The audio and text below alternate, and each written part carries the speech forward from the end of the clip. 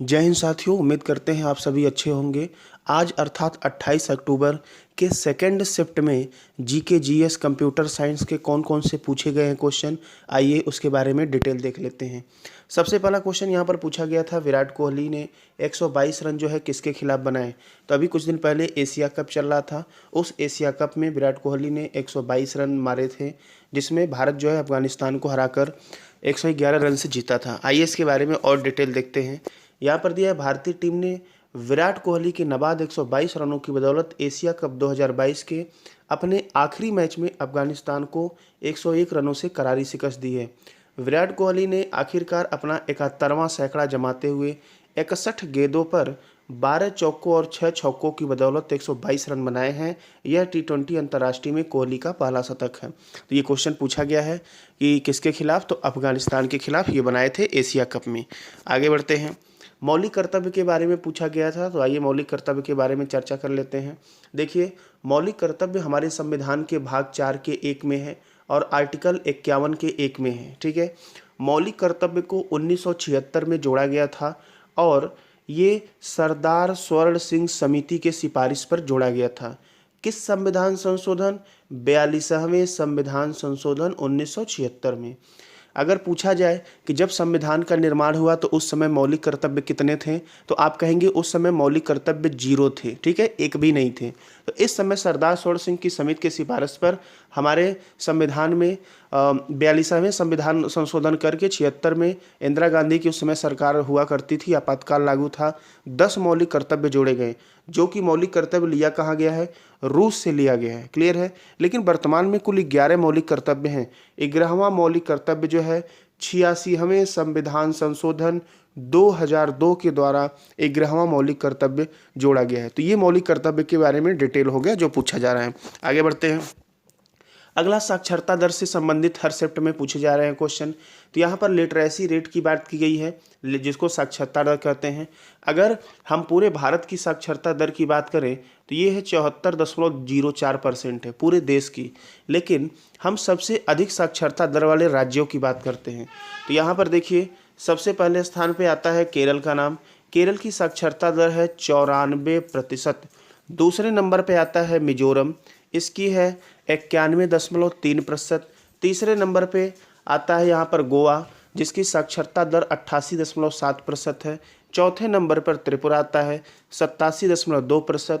और 5वें नंबर पर हिमाचल प्रदेश आता है, जिसका 82.8% है। ये तो सबसे अधिक जो है साक्षरता दर वाले राज्य हैं। सबसे कम साक्षरता दर वाले राज्य भी देख लेते हैं। तो यहाँ पर दिया गया सबसे कम साक्षरता दर बिहार पहले स्थान पर है 61.8%। दूसरे स्थान पर अरुणाचल प्रदेश का नाम आता है 65.4%।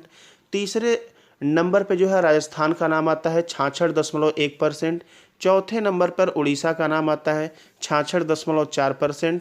और 5वें नंबर पे आता है नाम आपका किसका? आंध्र प्रदेश का, जो कि 67% है। चलिए आगे और बात कर लेते हैं। क्या पूछा गया है? पंचवर्षीय योजनाओं से संबंधित चीज़ें पूछी गई हैं और रोलिंग प्लान पूछा गया है। तो रोलिंग प्लान क्या होता है आपको समझा देते हैं। तो यहाँ सबसे पहले पंचवर्षीय योजना की शुरुआत हुई है, जो कि रसिया USSR से ली गई थी। तो प्रथम पंचवर्षीय योजना 1951 से लेकर 56 तक चली थी। इसके अध्यक्ष जवाहरलाल नेहरू थे और यह मॉडल पूछ रहा है हेराल्ड डोमर मॉडल पर आधारित थी। ठीक है। अगले, द्वितीय पंचवर्षीय योजना 1956 से लेकर 61 तक चली और यह है पीसी महालनोबिस मॉडल पर आधारित थी। इसके भी अध्यक्ष जवाहरलाल नेहरू थे और यहाँ पर औद्योगिक विकास को प्राथमिकता दी गई थी। अगला यहाँ पर है तृतीय पंचवर्षीय योजना 1961 से लेकर 66 तक। इसमें भी अध्यक्ष जवाहरलाल नेहरू थे और इसमें आत्मनिर्भरता कृषि पर बल दिया गया था।